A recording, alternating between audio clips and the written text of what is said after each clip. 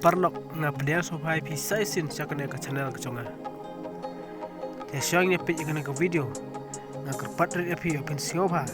man subscribe ni channel kat ki bompat dep ni ki padang thamai man kunju share man like ki videos ka chongi apin yo ya ki video ki patmai ki ba upload thamai ha kane channel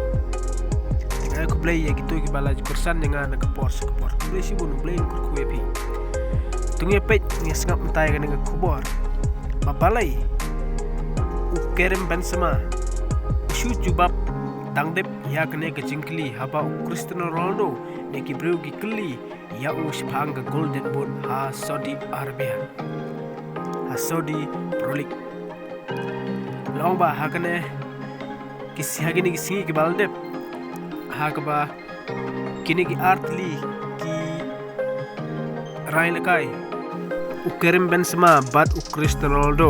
ha ga jingakni ya kane golden boot ha Saudi Pro League Cristiano Ronaldo ukli ya une ultimate jongu menba ki dang ya don ha kane ka klub Real Madrid teu ong ya Karim Benzema kuno pi perkat sepang kane ka golden boot ko Karim Benzema Andre Karim Benzema uklem perwai usu jubab tangdep uang kata kamlong ka golden boot kamlong Henry dangla hau ka trophy bannya ka golden boot kane ka jing jubab jong u Benzema kala pen kedit sia kibriu kala long viral ba kane ka jing jubab jong ya Cristiano Ronaldo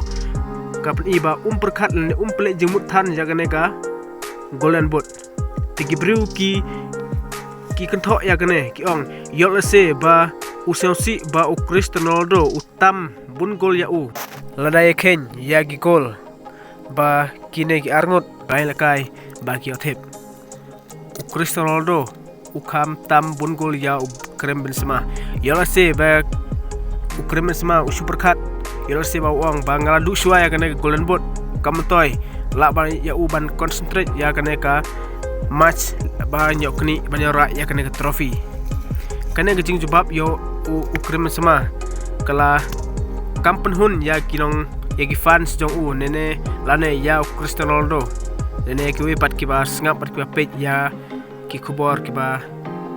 Karim Benzema ujubab te parlok kumno fidan man ong halor kane mapiru sepang kane golden boot ha Saudi Arabia ki ba kirai lakai kinya keni kentup ya Karim Benzema away bat kumju ya Cristiano Ronaldo mano bandra